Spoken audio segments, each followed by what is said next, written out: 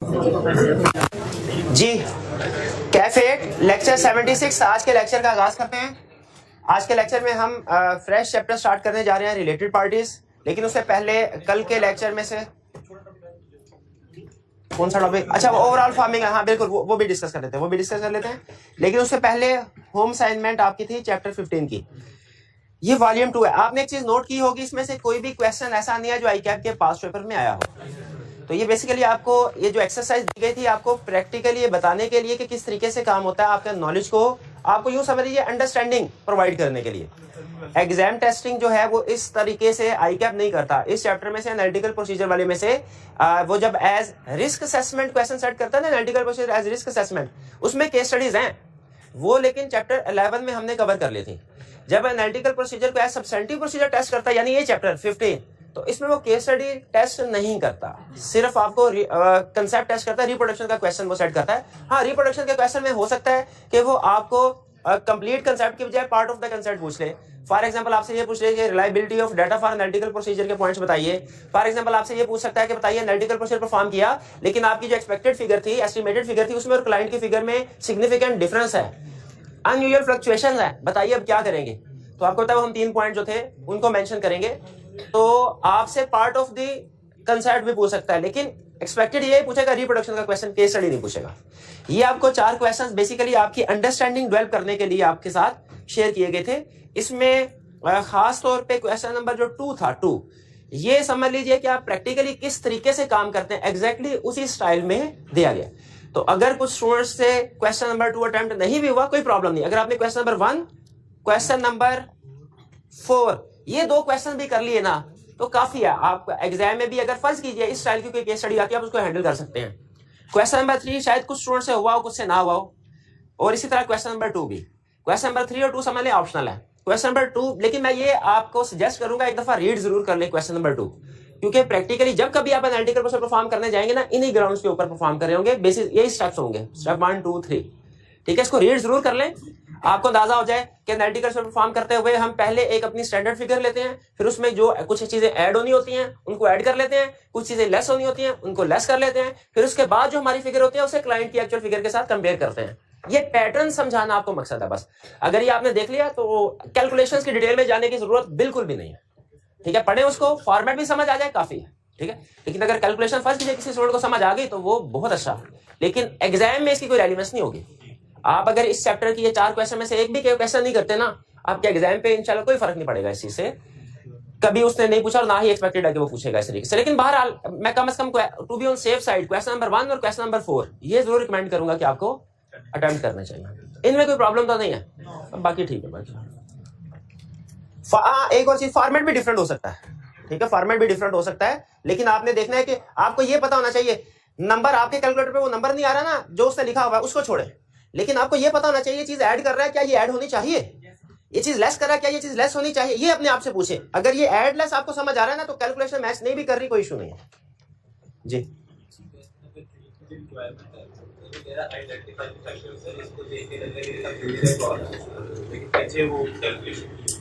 छोड़े हमारी जिंदगी में और बड़ी टेंशन है, उनकी तरफ तो जाते हैं। 3 और 4 मैंने आपको पहले कह दिया, सॉरी 2 और 3 ये ऑप्शन, वो वैसे तो 1 और 4 भी ऑप्शन है, लेकिन to be on safe side मैंने आपको कह दिया कि इसको करना।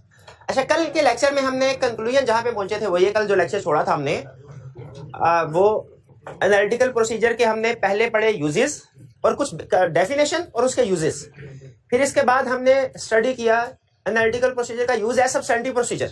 हालांकि एनालिटिकल, अच्छा मुझे बताया एनालिटिकल प्रोसीजर के तो 3 यूजेस हैं, as risk assessment, as substantive procedure और at the end of the overall conclusion draw करते हुए। लेकिन हमने डायरेक्ट एज सब्सटेंटिव प्रोसीजर पढ़ा इस चैप्टर में, एनालिटिकल प्रोसीजर का यूज एज रिस्क असेसमेंट वो क्यों नहीं पढ़ा? वो तो हम चैप्टर 11 में पढ़ चुके थे, ये कंसेप्ट क्लियर है ना। बट ठीक है, अब एज रिस्क असेसमेंट पढ़ लिया, एज सब्सटेंटिव प्रोसीजर पढ़ लिया, अब eight the end of the audit. अच्छा, अब देखिए मुझे ये बताइए, आपके ख्याल में रिस्क असेसमेंट प्रोसीजर्स, ठीक है, ये हमने परफॉर्म कर लिया पहले, ये सब्सटेंटिव प्रोसीजर जो है ये कौन परफॉर्म करता होगा? ये कोई जूनियर करता तो तीनों ही ऑडिटर। बेसिकली मैं आपसे पूछना चाह रहा हूं कि कोई जूनियर टीम मेंबर या सीनियर टीम मेंबर, क्वेश्चन मेरा ये, पहली चीज ऑडिट की प्लानिंग कौन करता है वाला? Senior team member. शाबाश। इसीलिए नॉर्मली जो risk assessment procedure, audit strategy है, ऑडिट प्लान है, मटीरियलिटी, रिस्क असेसमेंट, ये काम करते हैं सीनियर लेवल के लोग। लेकिन सब्सटेंटिव प्रोसीजर कौन परफॉर्म करता है वाला? जूनियर लेवल का। आप खास तौर पे टेस्ट ऑफ डिटेल तो अंडरस्टूड है ना, ये तो यूनिवर्सल ट्रूथ है कि टेस्ट ऑफ डिटेल जब कभी परफॉर्म करने हैं, ट्रेनिंग स्टूडेंट से जूनियर ने परफॉर्म करने हैं, सीनियर लेवल तो काम करना ही नहीं है, और अगर करना है तो एनालिटिकल प्रोसीजर वाला काम करना है, टेस्ट ऑफ डिटेल वाला नहीं। लेकिन बहरहाल ये सब्सटेंटिव प्रोसीजर ज्यादातर हमारे जूनियर टीम मेंबर परफॉर्म करते हैं। अच्छा, एक छोटा सा मैं आपको रियल केस बताता हूँ, जिससे हमें वो तीसरे वाला पॉइंट जो ना, analytical procedure in overall conclusion या ओवरऑल रिव्यू, उसका कंसेप्ट बेसिकली क्लियर होगा। एक क्लाइंट पे मेरे पास एरिया था इन्वेंट्री का, एक दूसरा टीम मेंबर था, उसके पास एरिया था सेल्स का। उसने अपने एरिया में वेरिफिकेशन कंप्लीट कर ली, जो भी एनालिटिकल प्रोसीजर परफॉर्म करने थे उसने वो भी किए, कि यानी number of unit sold multiply by sale price. मैं इन्वेंट्री का एरिया था मेरे पास, मैंने अपने एनालिटिकल प्रोसीजर परफॉर्म किए कि जी इन्वेंट्री टर्नओवर रेशियो कैलकुलेट कर लिया, ऑब्सोलीट तो नहीं है, एजिंग रिपोर्ट देख ली, फिजिकल वेरिफिकेशन कर ली, सारी चीजें अपनी तरफ से। मैंने इन्वेंट्री के एरिया पे एनालिटिकल, क्योंकि मैं सिर्फ इन्वेंट्री का, क्या मैं सेल का रिस्पॉन्सिबल हूं? मैं सेल्स का रिस्पॉन्सिबल कैसे हूं जब मेरे पास एरिया ही इन्वेंट्री का है? इन्वेंट्री के लिए रिस्पॉन्सिबल हूं ना, सेल्स के लिए तो हाँ, मैं तो यही कहूंगा सेल्स क्या होती है। बिल्कुल, तो सेल्स का भाई इन्वेंट्री ही सेल होती है, जो चीज सेल हो रही होती है ना वो इन्वेंट्री ही सेल हो रही होती है। लेकिन इन्वेंट्री का एरिया अलग, अब देखिए, हाँ आइटम बन के सोचते हैं, इन्वेंट्री का एरिया अलग है, वो अकाउंट बैलेंस की एरिया है, उसकी सर्शन डिफरेंट है। सेल्स का एरिया अलग है, उसकी सर्शन डिफरेंट है। मैंने अपने एनालिटिकल परफॉर्म किए, सेल्स वाले ने अपने एनालिटिकल प्रोसीजर परफॉर्म किए। सेल्स के एरिया में कोई गड़बड़ है, मुझे ऐसे कोई लेना देना नहीं था, ना ही मैंने चेक किया। सेल्स वाले को कोई लेना देना नहीं था इन्वेंट्री के एरिया में गड़बड़ है कि नहीं, उसने भी चेक नहीं किया। हम दोनों अपने अपने एरिया में कंफर्टेबल। पार्टनर ने जब एंड पे जाके ना, जब सारे अपने अपने एरिया का काम खत्म, एंड में पार्टनर का रिव्यू शुरू होता है, जिसमें पार्टनर सारे टीम मेंबर से कहता है कि रिव्यू कराओ काम ठीक किया कि नहीं। दोनों हम पहुंचे, पार्टनर ने पहला ही सवाल पूछा, उसमें हम एक दूसरे का मुंह देख रहे थे। पहले रूटीन में, ये इन्वेंट्री में कोई प्रॉब्लम है? मैंने कहा कोई प्रॉब्लम नहीं। सेल्स में कोई बड़ी प्रॉब्लम है? कोई प्रॉब्लम नहीं। हाँ चले दिखाइए, मुझे ये बताइए आपके कितने यूनिट सेल हुए ड्यूरिंग द ईयर? सेल वाले ने कहा 1 लाख। मुझसे पूछा इन्वेंट्री के एरिया में वेयर हाउस से कितने यूनिट्स आउट हुए? मैंने कहा 95,000।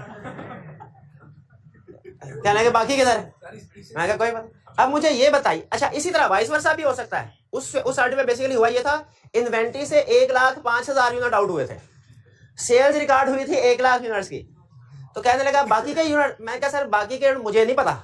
सेल वाले से पूछा 5,000 यूनिट किधर गए? भाई वेयर हाउस से निकले 1,05,000, सेल रिकॉर्ड हुई 1 लाख की।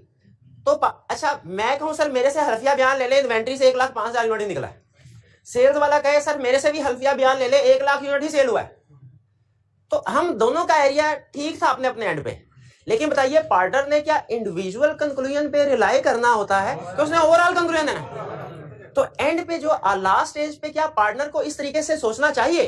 क्योंकि जो इंडिविजुअल टीम मेंबर्स होते हैं ना, वो सिर्फ अपने अपने एरिया का सोच रहे हैं, वो पूरी फाइनेंशियल स्टेटमेंट का नहीं सोच रहे होते। लेकिन पार्टनर ने पूरी फाइनेंशियल स्टेटमेंट का, वो तो पूरी फाइनेंशियल स्टेटमेंट के लिए रिस्पॉन्सिबल है। तो जो हमने इंडिविजुअल एरियाज पे जिन कंक्लूजन पे पहुंचे होते हैं ना, पार्टनर्स ने एंड पे अपने एनालिटिकल प्रोसीजर परफॉर्म करके उनको कोलैबोरेट करना होता है।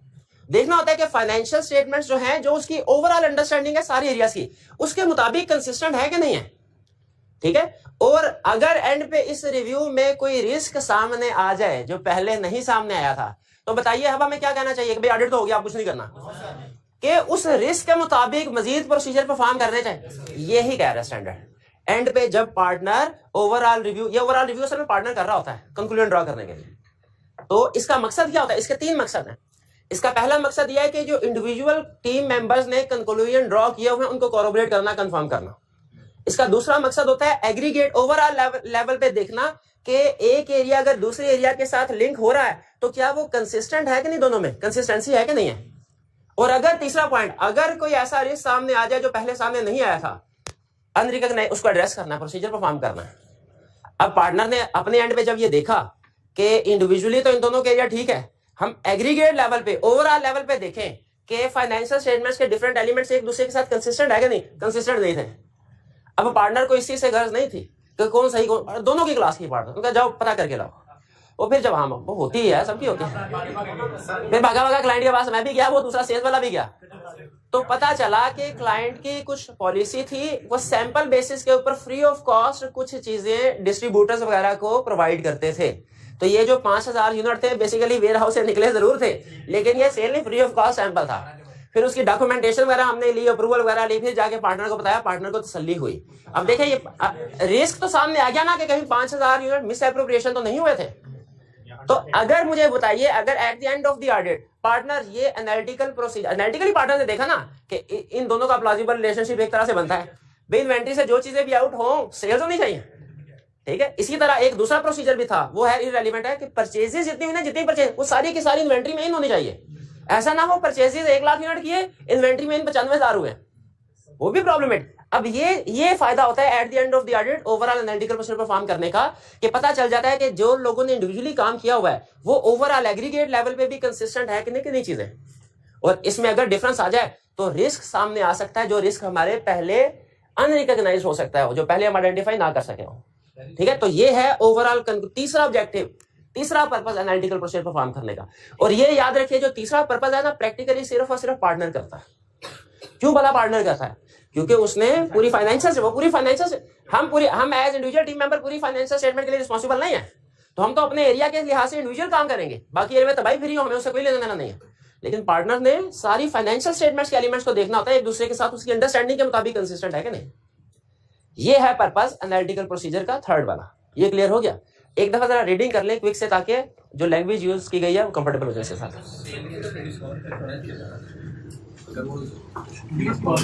हाँ यूनिट की बात होती है, रीडिंग कर ले, रीडिंग कंसेप्ट समझ आ गया ना, बस रीडिंग करें।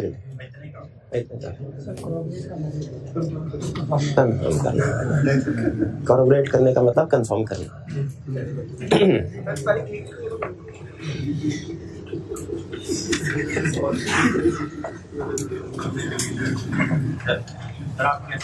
रीडिंग करने दे यार उनको, बाकी को भी करने दे।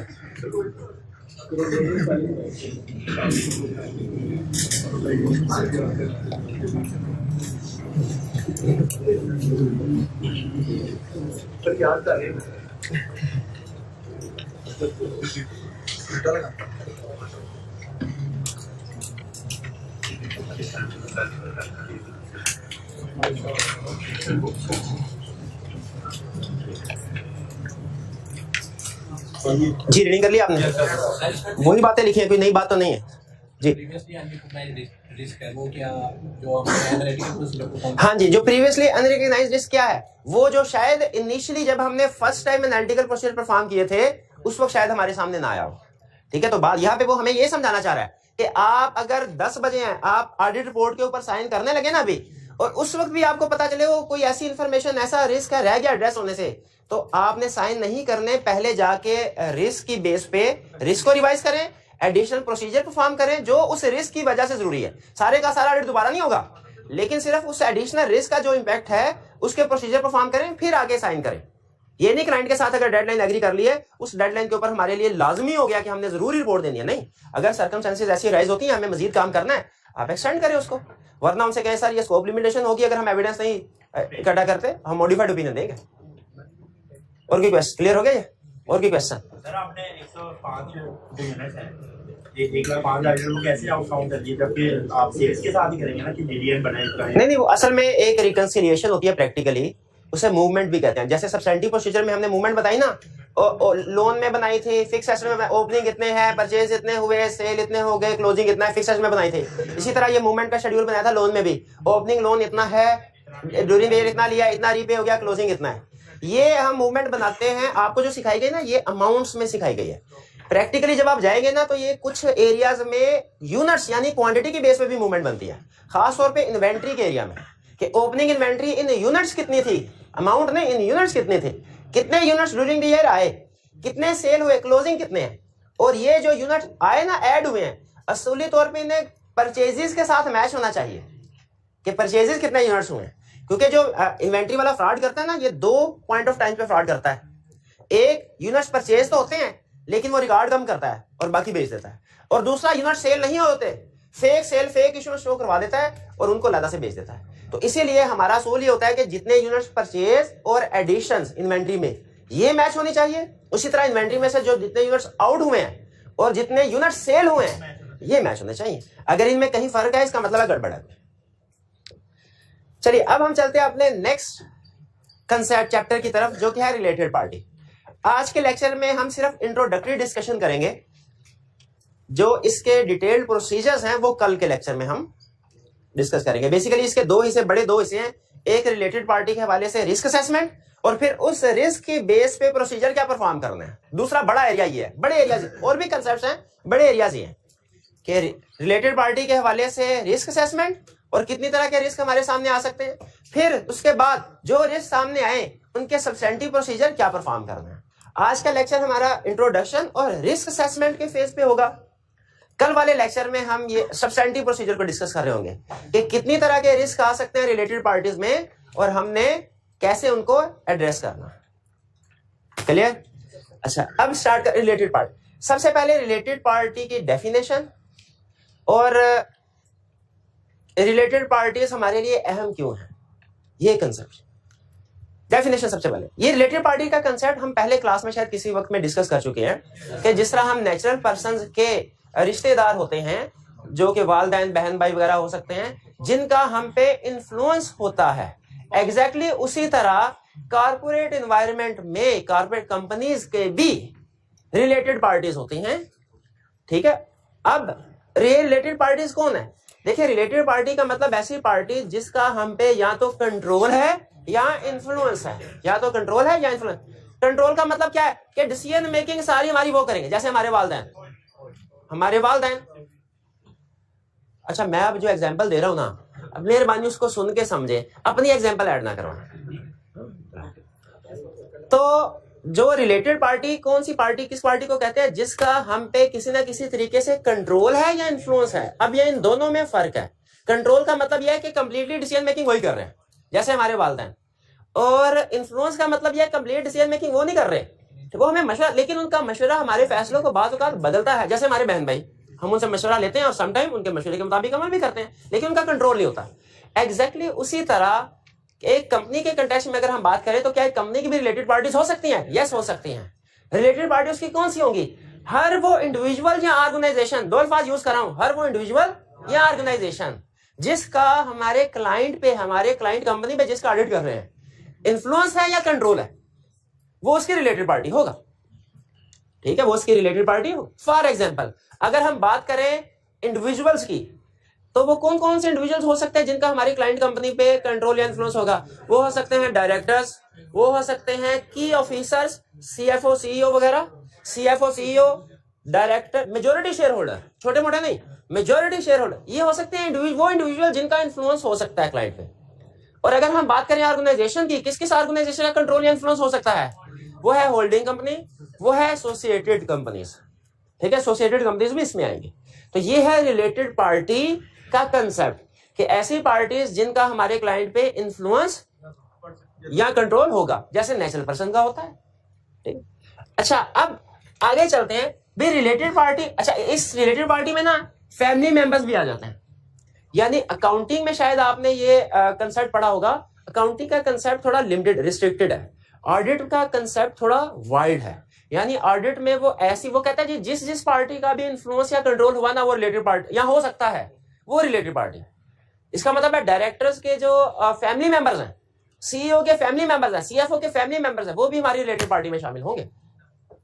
ठीक है, ये है रिलेटेड पार्टी की डेफिनेशन। अब अगला क्वेश्चन, रिलेटेड पार्टी हमारे लिए एक अहम एरिया क्यों है? ये इतना अहम क्यों है कि इसके ऊपर अलग से एक चैप्टर हमारे सिलेबस में मौजूद है। प्रैक्टिकली भी इसी तरह important area. Why risk in related party is high. ठीक है, आपको एक छोटी सी एग्जांपल आपसे पूछता हूं। आप एक कंपनी का डायरेक्टर है, कंपनी का टोटल 10 डायरेक्टर है। आपकी बोर्ड मीटिंग में फैसला हुआ कि पूरी कंपनी के लिए फर्नीचर खरीदा जाएगा, और अगले वीक आपको पता चला कि डायरेक्टर नंबर 7 जो है ना, इसने फर्नीचर खरीदा है और इसके भाई की कंपनी है फर्नीचर बनाने की, वहां से फर्नीचर आया।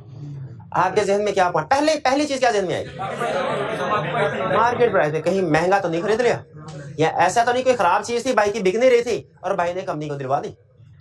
ये एग्जैक्टली यही एक रीजन होती है जिसकी वजह से बिजनेस पॉइंट ऑफ व्यू से भी और ऑडिट पॉइंट ऑफ व्यू से भी रिलेटेड पार्टीज में रिस्क हाई होता है। बिजनेस पॉइंट ऑफ व्यू से इसलिए कि कहीं ऐसा तो नहीं रिलेटेड पार्टी के साथ जो ट्रांजैक्शन की गई है वो आर्म लेंथ बेसिस पे ना हो, और ऑडिट पॉइंट ऑफ व्यू से इसलिए कि जिस तरह रिलेटेड पार्टीज के ऊपर हमारा या उनका हमारे ऊपर या हमारा उनके ऊपर इन्फ्लुएंस हो सकता है, कंट्रोल हो सकता है, तो वो फ्रॉड करने में भी इस रिलेशनशिप को रिलेटेड पार्टी को यूज किया जा सकता है। जैसे हो सकता है कि कोई आम बंदा हमारी चीजों को एक्सेप्ट ना कर रहा हो, हमारी चीजें सेल ना हो रही हो, लेकिन कोई रिलेटेड पार्टी के साथ हम इस तरह का एग्रीमेंट कर ले कि ऐसा करो ये रेंट है, तुम ये सारा सामान हमसे खरीद लो ताकि हमारी सेल रिकॉर्ड हो जाए और ये रेंट के बाद तुम रिटर्न कर देना। अब आम पार्टी इस तरह की अरेंजमेंट पे एग्री नहीं करेगी, लेकिन रिलेटेड पार्टी का चांसेस है कि वो इस तरह की अरेंजमेंट पे एग्री हो जाएगी। इसीलिए याद रखें रिलेटेड पार्टी में हमारे लिए अहम होती है, इसमें रिस्क ऑफ फ्रॉड होता है। और इसी वजह से बहुत से अकाउंटिंग रिक्वायरमेंट्स ऐसी हैं, फाइनेंशियल रिपोर्टिंग फ्रेमवर्क ऐसे हैं जो रिक्वायर करते हैं कि हर बिजनेस ऑर्गेनाइजेशन ने, हर कंपनी ने अपने जितने भी रिलेटेड पार्टीज हैं उनकी लिस्ट देनी है फाइनेंशियल स्टेटमेंट्स में।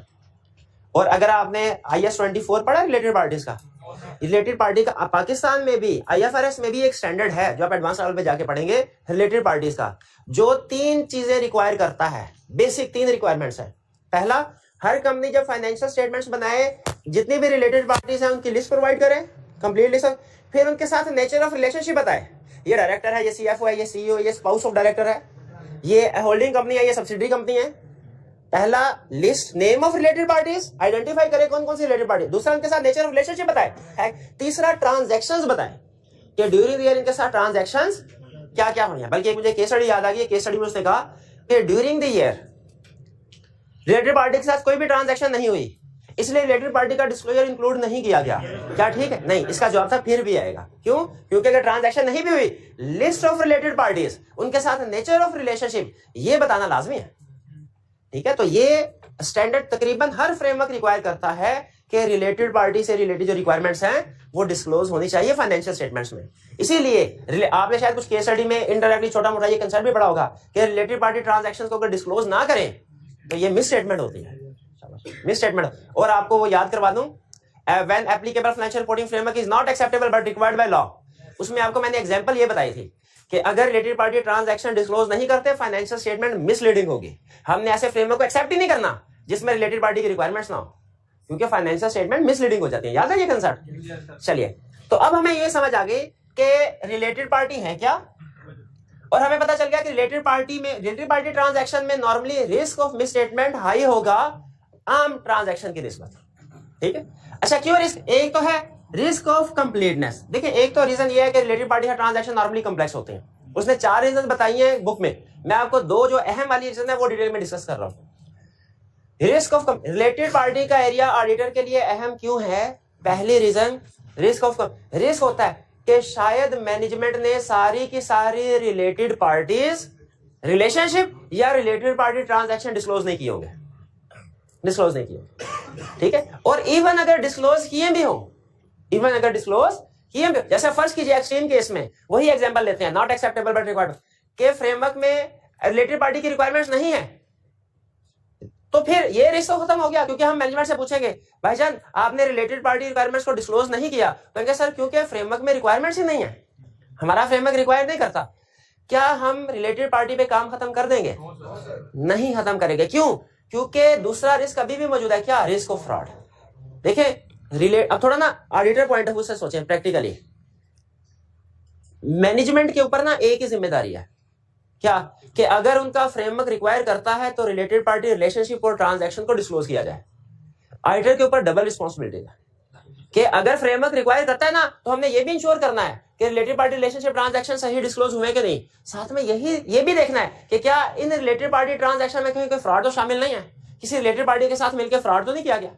क्योंकि अभी हमने देखा कि अगर ट्रांजैक्शंस आर्म लेंथ बेसिस पे ना हो, जो कि रिलेटेड पार्टी ट्रांजैक्शन में रिस्क होता है, तो उसका मतलब है फ्रॉड हो रहा है। ठीक है, और रिलेटेड पार्टीज को समटाइम फ्रॉड के लिए यूज किया भी जाता है प्रैक्टिकली। तो इसीलिए हमारे लिए रिलेटेड पार्टी में रिस्क ज्यादा क्यों है? पहली बड़ी रीजन इसलिए कि हमने देखना है कि आज फ्रेमवर्क अगर रिक्वायर करता है सारी रिलेटेड पार्टीज को आइडेंटिफाई करके डिस्क्लोज कर दो, मैनेजमेंट ने सारी की सारी रिलेटेड पार्टीज को आइडेंटिफाई करके डिस्क्लोज कर दिया कि नहीं कर दिया। कहीं ऐसा तो नहीं कि किसी 1-2 रिलेटेड पार्टी को छुपा लिया हो जानबूझ के। पहली चीज ये, इसलिए क्योंकि स्टैंडर्ड रिक्वायर कर रहा है। और दूसरी चीज, अगर स्टैंडर्ड रिक्वायर ना भी करे फिर भी हमारे लिए रिलेटेड पार्टीज अहम है। क्यों? रिलेटेड पार्टी के साथ मिलकर मैनेजमेंट फ्रॉड कर सकते हैं। ठीक, हाँ, हमें कैसे पता चलेगा कि मैनेजमेंट ने सारी की सारी रिलेटेड पार्टी डिस्क्लोज कर दी कि नहीं? ये वो क्वेश्चन है जो आईकैप एग्जाम में सबसे ज्यादा पूछता है। रिलेटेड पार्टीज के टॉपिक में सबसे ज्यादा क्वेश्चन आईकैप ने यही पूछा हुआ है कि बताइए आपको कैसे पता चलेगा क्लाइंट ने सारी की सारी रिलेटेड पार्टी आइडेंटिफाई करके डिस्क्लोज कर दिया कि नहीं कर दी। और इसका जवाब ये है, इसका जवाब आज के लेक्चर में हमने ये स्टडी करना है। ठीक है, मैं अभी आता हूँ इसकी तरफ थोड़ी देर बाद। पहले इंट्रोडक्शन कुछ हो जाए, कुछ बेसिक कंसेप्ट में। रिलेटेड पार्टी हमें समझ आ गया क्या है? ये अभी तक हमने दो चीजें सीखी हैं। अगर आप ओके होगी तो मुझे बताइए। पहली चीज, रिलेटेड पार्टीज क्या होती हैं। दूसरा, रिलेटेड पार्टी में रिस्क नॉर्मल ट्रांजैक्शन की निस्बत हाई होता है। और क्यों होता है वो भी एक दो रीजन और भी लिखी हुई है, लेकिन काम की केस स्टडी के पॉइंट ऑफ व्यू से यही रीजन है। बाकी सब के कॉम्प्लेक्स ट्रांजैक्शंस होती हैं वगैरह, और हो सकता है आमनेट बेसिस में ना। आमनेट बेसिस तो पता ना आपको क्या, मार्केट आमनेट में। अब जरा पहचानिए ये related party. Related party transactions क्या है? वो ट्रांजैक्शन जो रिलेटेड पार्टी के साथ होंगी वो है रिलेटेड पार्टी ट्रांजैक्शन। लेकिन अब सुन ले, किताब में इतना ही कंसेप्ट है, लेकिन केस स्टडी में ऐसे नहीं पूछता। केस स्टडी में वो ट्रांजैक्शन की एग्जांपल देके पूछता है। कहता है सुनो, रिलेटेड पार्टी के साथ ट्रांजैक्शन की केस स्टडी की एग्जांपल या प्रैक्टिकल एग्जांपल्स क्या हो सकती हैं? पहला, sale and purchase of asset. Sale and purchase of assets, क्योंकि क्या रिलेटेड पार्टीज आपस में एसेट्स की सेल परचेज कर सकते हैं? बिल्कुल, वो इन्वेंट्री भी हो सकती है, वो फिक्स एसेट भी हो सकते हैं। और खास तौर पे अगर केस स्टडी में आपको कह दे कि एसेट सेल किया है लॉस पे, एसेट सेल किया है लॉस पे, तो फौरन आपके जहन में आ जाना चाहिए रिस्क है। क्या रिस्क है? रिलेटेड पार्टी को तो नहीं बेच दिया, इतना सस्ता एसेट रिलेटेड पार्टी को तो नहीं बेच दिया। आपको याद है वो केस स्टडी थी जिसमें वो डेप्रिसिएशन के प्रोसीजर भी उसने पूछे थे और कहा था 100 मिलियन का एसेट 80 मिलियन में बेच दिया, 20 मिलियन का लॉस था, कुछ इस तरह की केस स्टडी थी। तो उसमें मुझे बताइए हमने ये रिस्क लिखा था कि नहीं लिखा था कि ये लॉस पे बेचा एसेट, लग रहा है इसमें कोई रिलेटेड पार्टी इन्वॉल्व है, ये भी चेक करो। डेप्रिसिएशन तो चेक करो ही करो। जब फिक्स एसेट को लॉस पे बेचते हैं डेप्रिसिएशन का रिस्क तो राइज होता ही होता है कि लाइफ को सही एस्टिमेट नहीं किया, डेप्रिसिएशन ठीक रिकॉर्ड नहीं हुई, ये तो रिस्क होता ही होता है। एक दूसरा रिस्क भी था, क्या? रिलेटेड पार्टी का। ये क्लियर हो गया। आगे अगली example, investment in associated company. ये आपने कंपनी लॉ में पढ़ा होगा। इन्वेस्टमेंट इन एसोसिएटेड कंपनी का कंसेप्ट नहीं पढ़ा कि एसोसिएटेड कंपनी में इन्वेस्टमेंट करनी हो तो नॉर्मल कंपनी में इन्वेस्टमेंट करनी हो ना तो बोर्ड ऑफ डायरेक्टर्स की अप्रूवल से होती है, लेकिन ये ज्यादा अहम है, इसमें स्पेशल रेजोल्यूशन पास होती है। ये भी एक एग्जांपल है। ठीक है, गिविंग, फिर इसका giving or obtaining loan or repayment, ये दोनों इसमें एग्जांपल आ गए।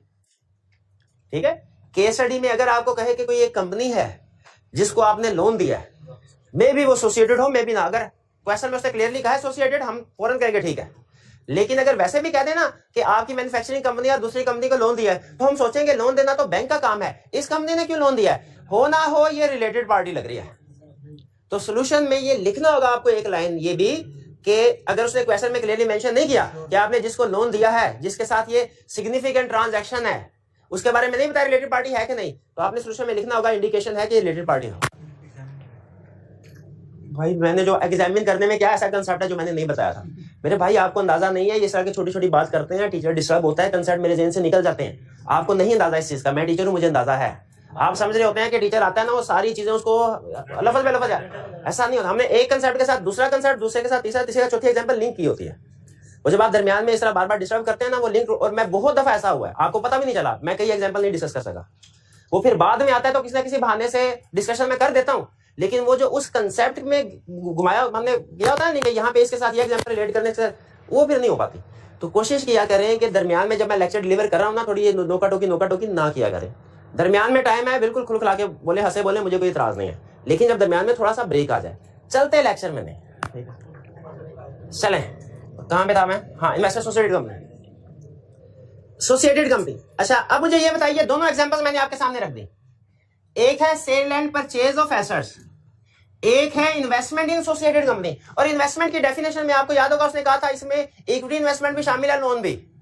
आप किसी दूसरी कंपनी को लोन देते हैं, वो भी इन्वेस्टमेंट इन एसोसिएटेड कंपनी है।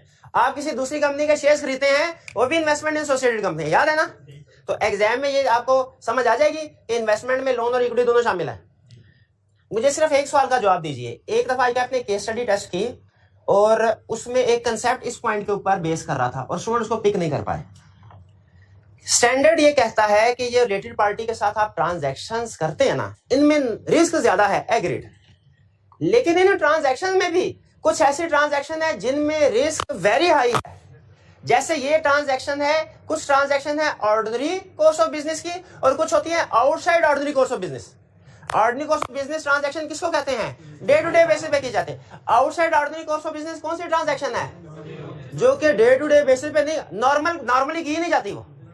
अच्छा, आप जरा गौर से सुनिएगा, अगर ये लाइन आपको समझ आ गई ना, तो अभी तक मैं जिस पॉइंट पे आपको लेके आना चाह रहा था वो क्लिक हो गया। स्टैंडर्ड क्या कहता है? टेक्निकल लाइन सुने, कहता है अगर रिलेटेड पार्टी के साथ ट्रांजैक्शन है, रूटीन नेचर की, ऑर्डिनरी कोर्स ऑफ बिजनेस की, risk high, risk of misstatement high. और अगर रिलेटेड पार्टी के साथ ट्रांजैक्शन है outside normal course of business, fraud risk factor, यानी ये रिस्क हाई भी है और कौन सा रिस्क है? Fraud risk factor. अब एग्जाम में उसने डायरेक्ट नहीं बताया था कि transaction outside the normal course of business है। उसने कहा आपने एक कंपनी से एसेट खरीदा और उसके बदले में अपने शेयर इशू किए, बताइए दो ट्रांजैक्शन है। पहले तो मुझे ये बताइए, इन दोनों में से कौन सी ऑर्डिनरी कोर्स ऑफ बिजनेस की ट्रांजैक्शन है? पहले वाली के दूसरे वाली?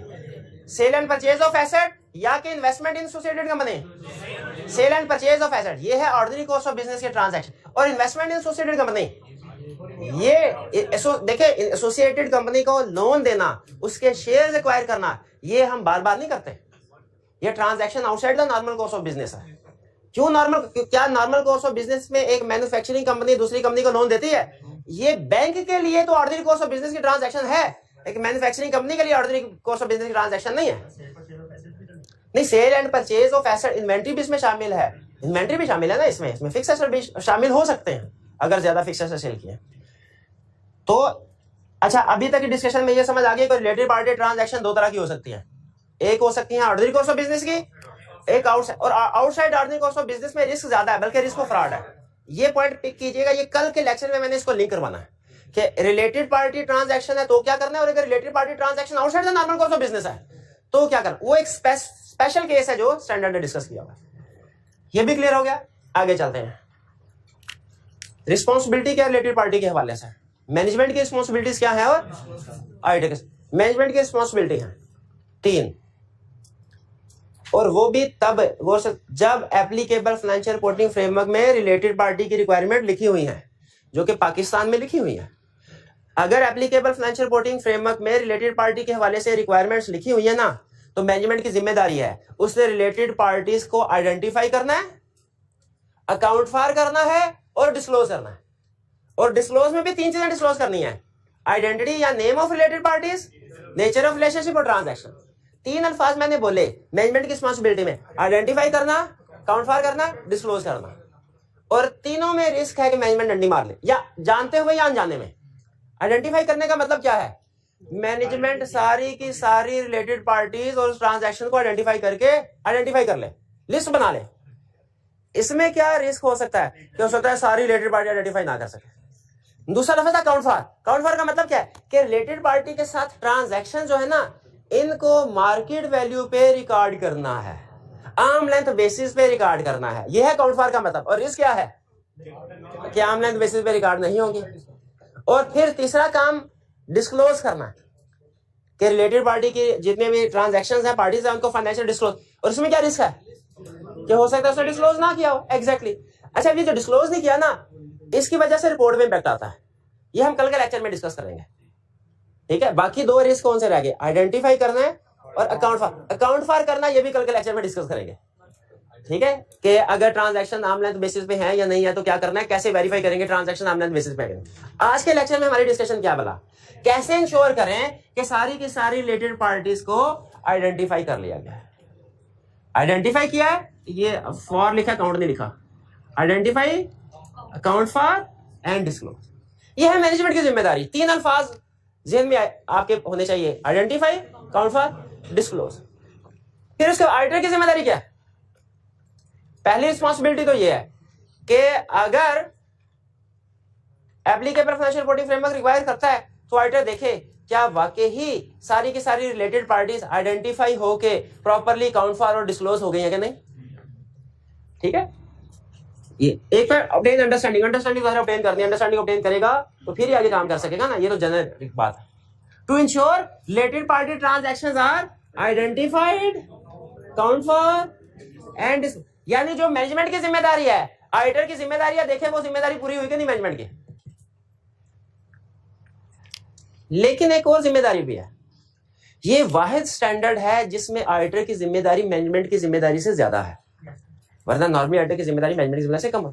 क्यों? क्योंकि रिलेटेड पार्टी को फ्रॉड के लिए भी इस्तेमाल किया जा सकता है। इसीलिए जब ऑडिटर देख ले कि रिलेटेड पार्टी वगैरह से सारी ट्रांजैक्शन रिकॉर्ड हो गई है, एडिशनली उसने ये भी देखना है कहीं कोई फ्रॉड फैक्टर तो नहीं है, कहीं कोई, क्योंकि अगर कोई फ्रॉड हुआ है रिलेटेड पार्टीज के साथ तो याद रखें फाइनेंशियल स्टेटमेंट फिर true and fair view present नहीं करेंगे। फ्रॉड हुआ हो तो financial statement true and fair view present नहीं करती, यह है ऑडिटर की रिस्पॉन्सिबिलिटी। क्लियर हो गया? अच्छा, यहां तक रुक के पहले मुझे बताइए रिलेटेड पार्टीज क्या है, क्लियर हो गया आपको?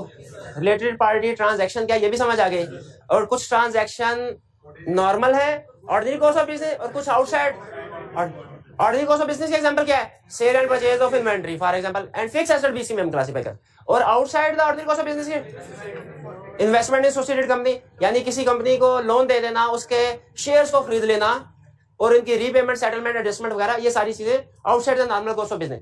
ये transaction outside the normal course of business की लिस्ट याद कर लिया, एग्जांपल्स जो है ये देख लीजिए, पढ़ लीजिए, क्योंकि केस स्टडी में वो क्लियरली आपको नहीं बताएगा कि transaction outside the normal course of business है।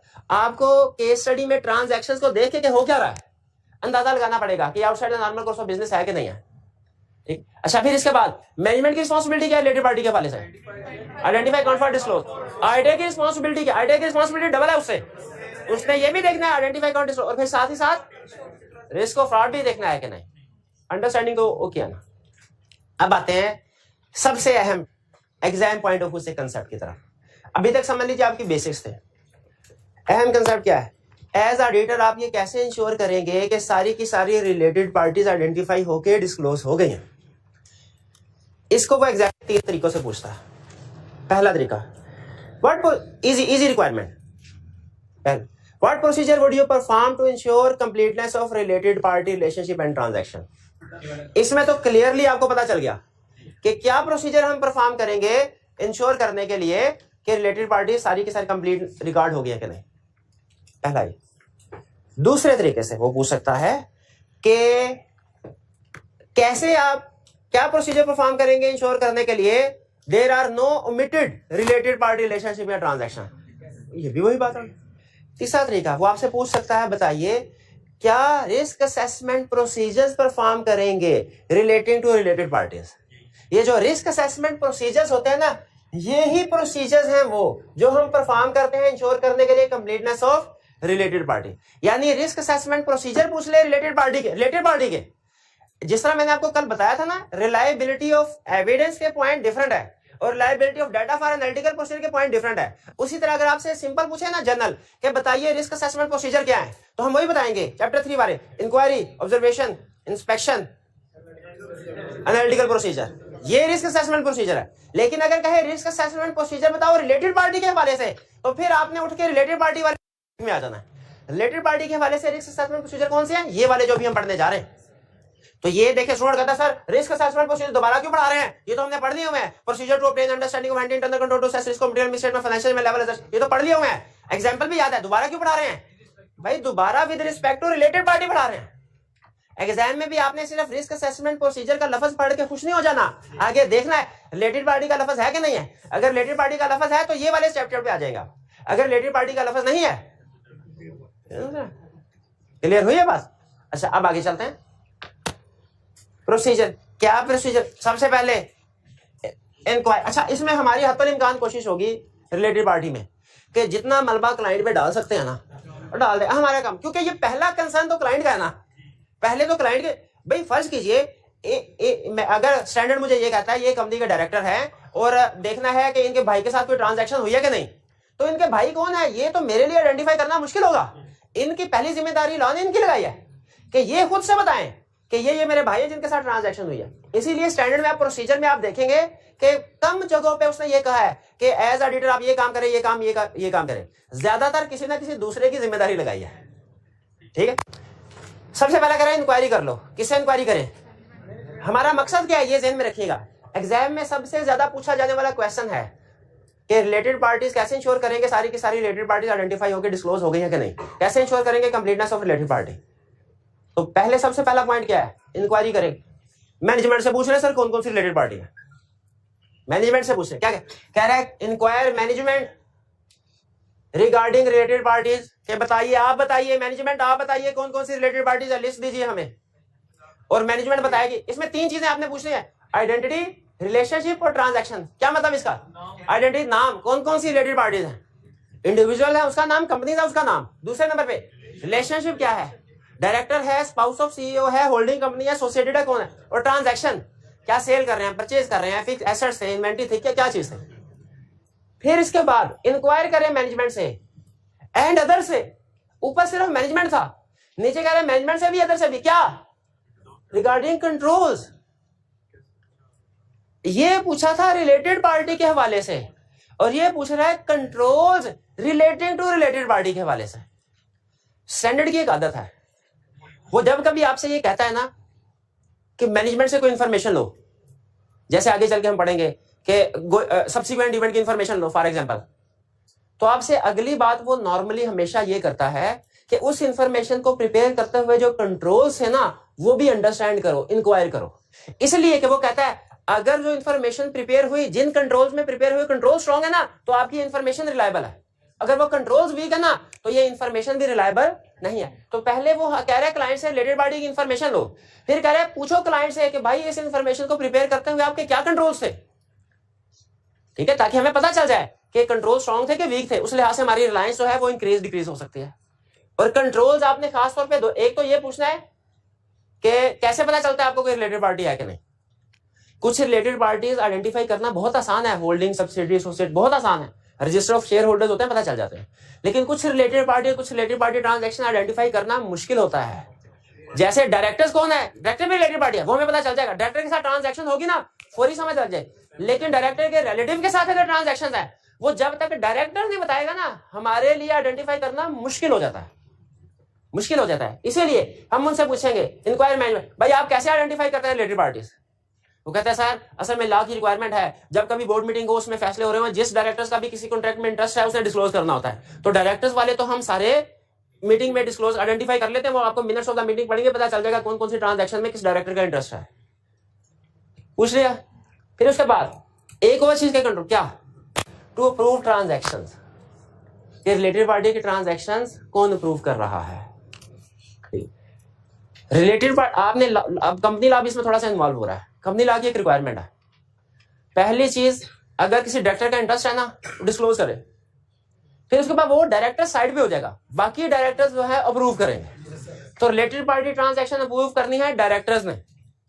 लेकिन आपने ये भी पढ़ा होगा अगर मेजोरिटी ऑफ डायरेक्टर्स इन्वॉल्व हो तो वो किसने अप्रूव करनी है, शेयर होल्डर्स ने।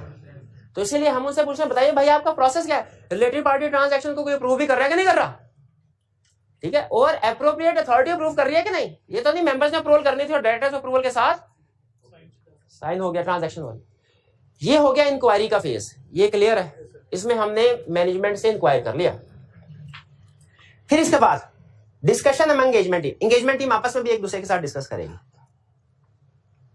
क्या डिस्कस करेगी भाई, इस क्लाइंट पे कौन कौन से रिलेटेड पार्टीज है, नेचर ऑफ ट्रांजैक्शन नॉर्मली क्या हो सकती है, ठीक है, वो कौन कौन से सर्कमस्टेंसेस हैं जिनमें जो इंडिकेट कर रहे होंगे रिलेटेड पार्टी एग्जिस्ट कर रही है।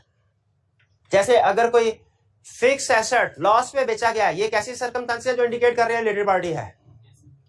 जैसे अगर कंपनी ने किसी पार्टी को लोन दिया है, ये भी एक ऐसी ट्रांजैक्शन सर्कमस्टेंस जो इंडिकेट करेगा रिलेटेड, क्योंकि लोन देना एक नॉर्मल मैन्युफैक्चरिंग कंपनी का काम नहीं है।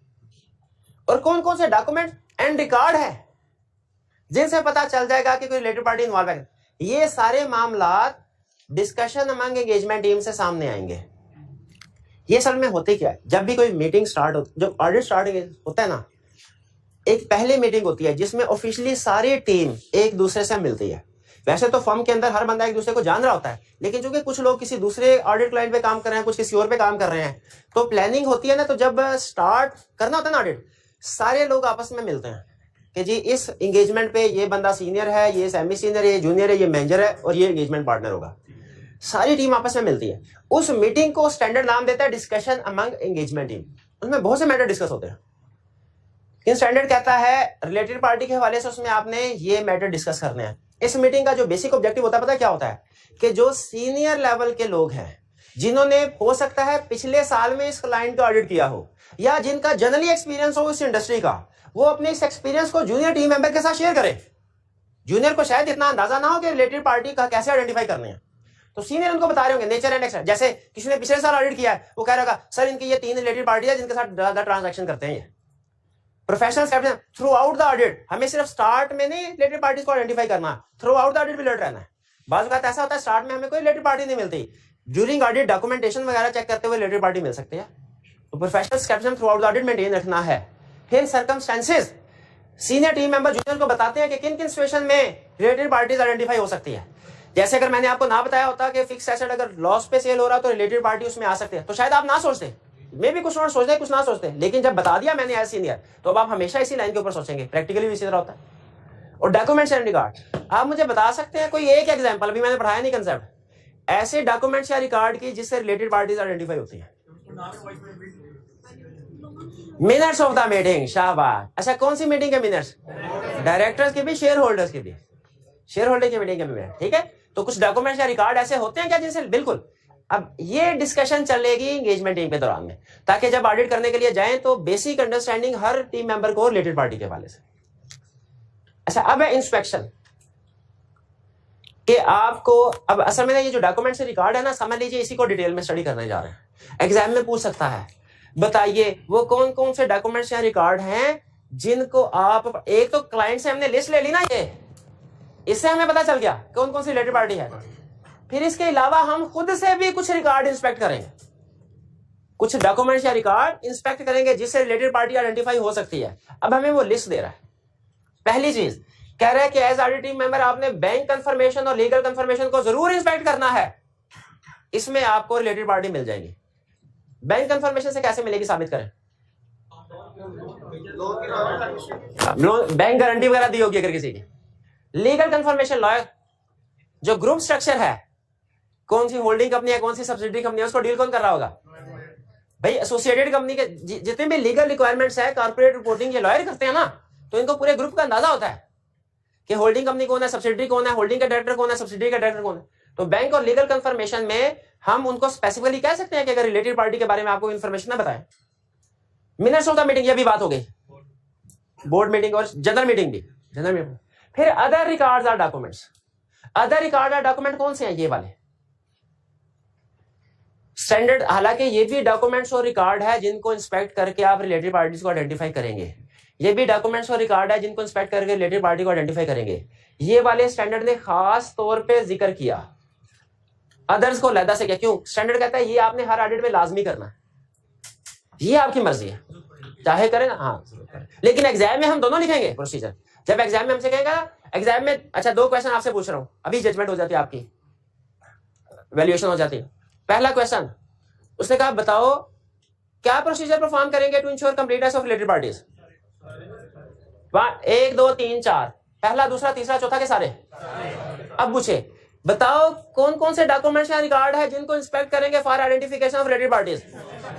अब सिर्फ 3 और 4, 1 और 2 नहीं लिखना, 3 भी लिखना है और 4 भी लिखना है। अगर 2 नंबर का क्वेश्चन है सिर्फ 3 के लिख दे, अगर 5 नंबर का क्वेश्चन है 3 और 4 दोनों लिखे। ये वो 2 डॉक्यूमेंट्स है जिनसे लाजमी रिलेटेड पार्टीज आइडेंटिफाई हो जाती है, इनसे समटाइम होती है समटाइम। पहला point, working paper of prior year, पिछले साल के वर्किंग पेपर से रिलेटेड पार्टीज आइडेंटिफाई होंगी क्या? पिछले साल हमने इंक्वायरी की होगी, शाबाश। Inquire other auditor, component auditor, predecessor auditor, ठीक है बिल्कुल। तो प्रीडिसेसर ऑडिटर से अगर पिछले साल हमने ऑडिट किया ना तो हमारी फाइल में रिलेटेड पार्टी की लिस्ट लगी होगी। अगर पिछले साल हमने ऑडिट नहीं किया, प्रीडिसेसर ऑडिटर को लेटर लिख दो। इंक्वायर अबाउट एफिलिएशन ऑफ दोस्त governance and other officers with other entities. Her director से पूछो आपका किसी दूसरी कंपनी में कोई इंटरेस्ट है क्या, आप इस कंपनी में डायरेक्टर है, किसी दूसरी कंपनी में भी डायरेक्टर है। अब ये भाई मुझसे पूछेंगे आप क्यों पूछ रहे हैं, मैं जिस मर्जी काम करूं। हम कहेंगे इसलिए कि हमने रिलेटेड पार्टी आइडेंटिफाई करनी है। अगर आप किसी दूसरी कंपनी में डायरेक्टर हैं, आप किसी दूसरी कंपनी में 20% से ज्यादा के शेयर होल्डर हैं, तो वो रिलेटेड पार्टी बन जाते हैं। तो ये हमारे अदर प्रोसीजर्स हैं जो आपने परफॉर्म करने हैं। कुछ कुछ बात समझ आए तो हाँ। अब आज क्या करना है, आपने जाके रीड करना है, खास तौर पे जो रिस्क असेसमेंट प्रोसीजर है ना, इनको याद कर लेना है। और आखिरी क्वेश्चन जो कल के लेक्चर की बेस है, रिस्क असेसमेंट प्रोसीजर से रिस्क आइडेंटिफाई होते हैं, इसके बाद सब्सटेंटिव प्रोसीजर परफॉर्म करने होते हैं उन रिस्क को एड्रेस करने के लिए। आज हमने रिस्क असेसमेंट प्रोसीजर परफॉर्म किए। बताइए क्या ये प्रोसीजर परफॉर्म करने के बाद ये पॉसिबल है कि कोई ऐसी रिलेटेड पार्टी सामने आ जाए जो पहले आइडेंटिफाई नहीं हुए थे? फिर बताइए क्या ये सारे प्रोसीजर परफॉर्म करने के बाद पॉसिबल है कोई ऐसी रिलेटेड पार्टी सामने आ जाए जो पहले आइडेंटिफाई नहीं हुई थी? ऐसी रिलेटेड पार्टी सामने आ जाए जिसके साथ transaction outside the normal course of business है? तो अगर रिस्क सामने आ जाए तो क्या करना है, ये कल पढ़ेंगे। कल के लेक्चर में हम क्या पढ़ेंगे कि ये प्रोसीजर परफॉर्म करने के बाद अगर हमारे सामने कोई रिस्क आ जाए तो हमने उसको एड्रेस करने के लिए क्या सब्सटेंटिव प्रोसीजर परफॉर्म करने हैं। ठीक है, आज का लेक्चर यहाँ खत्म करते हैं। अल्लाह हाफिज।